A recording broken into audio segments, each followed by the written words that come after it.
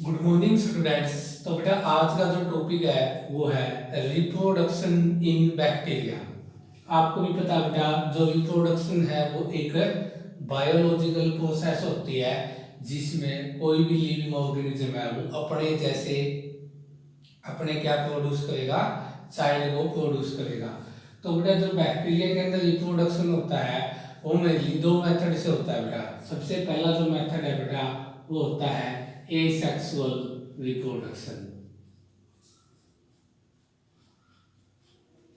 और जो दूसरा टाइप होता है वो होता है जेनेटिक रिकम्बिनेशन।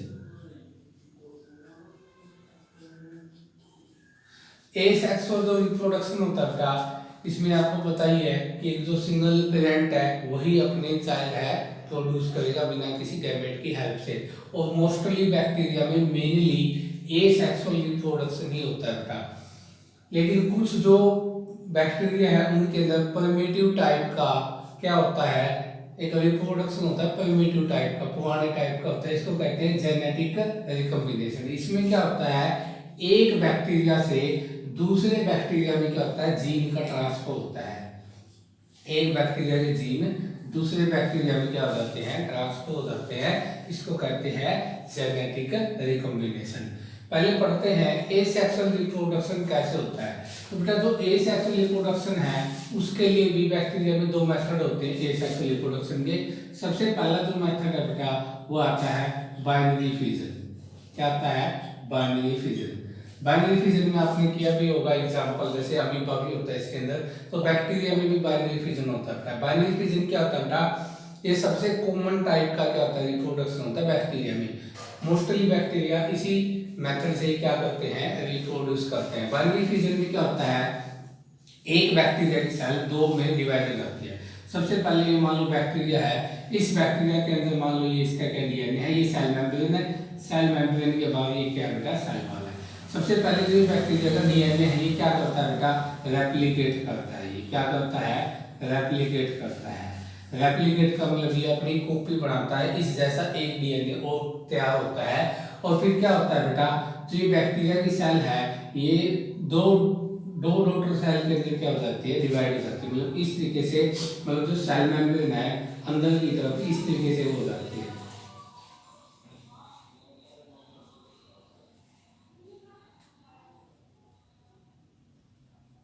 मतलब जो बैक्टीरिया है सेल के सेंटर के अंदर बेटा क्या आ जाता है, सेप्टम आ जाता है। सेप्टम, सेप्टम का मतलब है जो इसको दो पार्ट में तोड़ता है। तो सेप्टम के आने के कारण क्या हो जाता है बेटा, जैसे ही फेवरेबल कंडीशन आएंगी, पहले तो सेप्टम आएगा, और जैसे ही फेवरेबल कंडीशन आएगी, अनुकूल परिस्थिति आएंगी, ये जो एक बैक्टीरियल सेल है बेटा, इससे कितने बैक्टीरियल सेल बन जाती हैं, दो बैक्टीरियल सेल बन जाती है। कितनी बैक्टीरियल सेल बन जाती है, डीएनए इसका, ये इसका डीएनए, तो दो बैक्टीरियल सेल है। तो ये होता है बेटा बाइनरी फिजन है बेटा, ये कॉमन टाइप का होता है। दूसरा जो बेटा टाइप आता है वो इसके अंदर क्या आता है बेटा, एंडोस्पोर फॉर्मेशन। एंडोस्पोर का मतलब होता है बेटा जो बैक्टीरिया के अंदर स्पोर बनते हैं छोटे छोटे बेटा। तो जो एंडोस्पोर फॉर्मेशन होती है बेटा वो मेनली अनफेवरेबल कंडीशन के अंदर होती है। अनफेवरेबल का मतलब है जब बैक्टीरिया के प्रतिकूल में कंडीशन होती है। तो एंडोस्पोर फॉर्मेशन है बेटा, सबसे पहले जो बैक्टीरिया है बेटा इसके अंदर क्या बनते हैं, छोटे छोटे ऐसे स्पोर बनते हैं बेटा। क्या बनते हैं, छोटे छोटे अंदर की तरफ से स्पोर बनते हैं। इनको हम क्या कहते हैं बेटा, एंडोस्पोर कहते हैं। और जैसे ही अनफेवरेबल कंडीशन आती है तो ये जो एंडोस्पोर है ये बैक्टीरिया की सेल से बाहर आ जाते हैं और एंडोस्पोर वगैरह नए बैक्टीरिया के अंदर बेटा क्या होते हैं, डेवलप होते हैं। जो एंडोस्पोर होता है बेटा वो एक बहुत ही हाईली रेजिस्टेंट स्ट्रक्चर होता है। Highly resistant structure. Resistant structure का मतलब है बेटा ये जो हाई टेम्परेचर होता है, हाई टेम्परेचर हो या फिर ज्यादा रेडिएशन आए बेटा, या फिर कोई एंटीबायोटिक डाली जाए बैक्टीरिया में, या फिर कोई भी केमिकल्स हो बेटा, उसके प्रति क्या दिखाएगा बेटा, रेजिस्टेंट दिखाएगा, उसका विरोध करेगा, उनको अपने ऊपर काम नहीं करने देगा बैक्टीरिया के ऊपर। ये एंडोस्पोर होते हैं बेटा।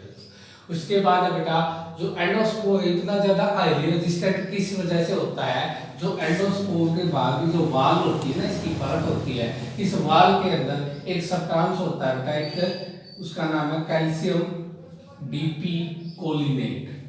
कैल्शियम डीपी कोलिनेट नाम का सब्सटेंस है बेटा, इसकी डिपोजिशन होती है इसकी वाल के बाद, इसके इकट्ठा होने की वजह से जो एंडोस्पोर इतना ज्यादा मजबूत होता है, इतना ज्यादा हाईली क्या होता है बेटा, रेजिस्टेंट स्ट्रक्चर होता है। तो ये दूसरा मेथड था बेटा एसेक्सुअल रिप्रोडक्शन का, एंडोस्पोर फॉर्मेशन।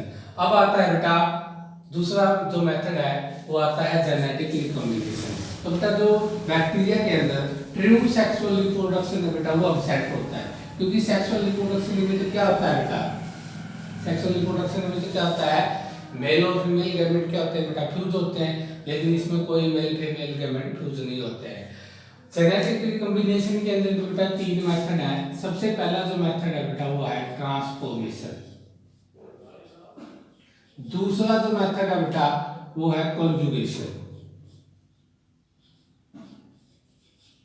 और जो तीसरा मेथड है बेटा वो आता है ट्रांसडक्शन।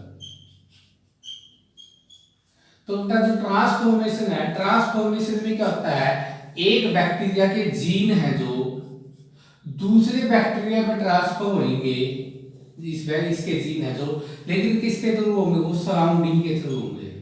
सराउंडिंग का मतलब बाहर में कोई भी चीज ले सकते हैं, हम क्या कर लेंगे, मान लो इस बैक्टीरिया के जीन हमें इसमें डालने हैं, तो हम इस बैक्टीरिया के इंजेक्शन लगाएंगे, ऐसे इंजेक्शन के द्वारा हम क्या करेंगे बेटा, इसके जो जो जीन है बैक्टीरिया के, ये इंजेक्शन के थ्रू क्या कर देंगे, इस बैक्टीरिया के अंदर क्या कर देंगे, हम इंजेक्ट कर देंगे। तो मतलब यदि एक बैक्टीरिया के जीन दूसरे बैक्टीरिया में सराउंडिंग के थ्रू, बाहर के वातावरण के थ्रू ट्रांसफर हो, तो उसको हम क्या कहेंगे, ट्रांसफॉर्मेशन। दूसरा मेथड आता है बेटा कॉन्जुगेशन। कॉन्जुगेशन में क्या होता है बेटा, जो कॉन्जुगेशन है इसके अंदर जो दो बैक्टीरिया की सेल होती है आपस में फिजिकल कांटेक्ट में आती है, एक दूसरे के संपर्क में आती है, और फिर दोनों के अंदर एक बैक्टीरिया से दूसरे बैक्टीरिया में जीन का ट्रांसफर हो जाता है। लेकिन बेटा जो कॉन्जुगेशन है वो मेनली किसने डिस्कवर किया था, वो 1946 के अंदर लैडरबर्ग और टैटम, इन्होंने ई कोलाई बैक्टीरिया के अंदर डिस्कवर किया था बेटा। ई कोलाई, ई का मतलब होता है इचेरिचिया कोलाई बैक्टीरिया, ये साइंटिफिक नेम है, इसलिए मैंने इसको अंडरलाइन किया बेटा। तो 1940 में जो कंजुगेशन प्रोसेस थी ट्रांसफॉर्मेशन की, मतलब जीन ट्रांसफर की एक बैक्टीरिया से दूसरे में, वो किसने डिस्कवर की थी 1940 में, लैडरबर्ग और टाटम ने, ई कोलाई में। इसमें क्या होता है बेटा, सबसे पहले इसमें जीन ट्रांसफर होता है बेटा, एक तो डोनर बैक्टीरिया होता है और एक होता है बेटा रेसिपिएंट। डोनर बैक्टीरिया को एफ पॉजिटिव भी कहते हैं या फिर मेल होता है बेटा ये, और रेसिपिएंट को बेटा एफ नेगेटिव या फिर ये फीमेल होता है बेटा, ये इसको फीमेल बोला जाता है। तो डोनर से रेसिपिएंट में जीन का क्या होता है बेटा, ट्रांसफर होता है। अब देखते हैं बेटा कैसे होता है जीन का ट्रांसफर। सबसे पहले जो बैक्टीरिया की सेल मानिए करते हैं बेटा, ये मान लो डोनर बैक्टीरिया है, ये क्या बेटा डोनर बैक्टीरिया है, ये बेटा इसका क्या बैक्टीरिया का क्रोमोसोम है। उसके बाद ये इसके अंदर बेटा मान लिया कि इसके अंदर क्या है, ये एफ फैक्टर है बेटा, इसके अंदर ये क्या है, एफ फैक्टर होता है बेटा, ये एफ पॉजिटिव मान लिया हमने, ये क्या बेटा डोनर है। उसके बाद ये हमने मान लिया बेटा एफ नेगेटिव सेल है बैक्टीरिया की, तो एफ पॉजिटिव सेल है, ये एफ नेगेटिव सेल मान ली, एफ नेगेटिव वाला मतलब ये रेसिपिएंट बैक्टीरिया है, जिसको हम क्या कहते हैं बेटा फीमेल भी कहते हैं। इसके अंदर बेटा ये इसका क्या है, ये इसका बैक्टीरिया का बेटा क्या है, क्रोमोसोम है, लेकिन इसके अंदर बेटा एफ फैक्टर होगा, वो अब्सेंट होगा। अब क्या होगा, ये जो बैक्टीरिया है बेटा, सबसे पहले क्या होंगे, ये आपको पता है कि बैक्टीरिया के सेल के सरफेस के बाहर क्या होते हैं बेटा, छोटे छोटे हेयर लाइक स्ट्रक्चर होते हैं, जिनको हम क्या कहते हैं, पिलाई कहते हैं। क्या कहते हैं, पिलाई।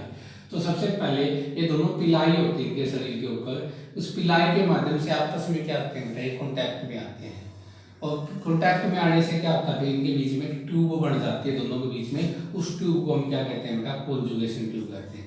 जैसे ये बैक्टीरिया है और जो ये वाला बैक्टीरिया है, दोनों के बीच में बेटा क्या बन जाती है, एक ट्यूब बन जाती है। इस ट्यूब को हम क्या कहेंगे बेटा, ये जो ट्यूब होती है इसको हम क्या कहते हैं, कॉन्जुगेशन ट्यूब, जो दोनों को जोड़ने का काम करती है।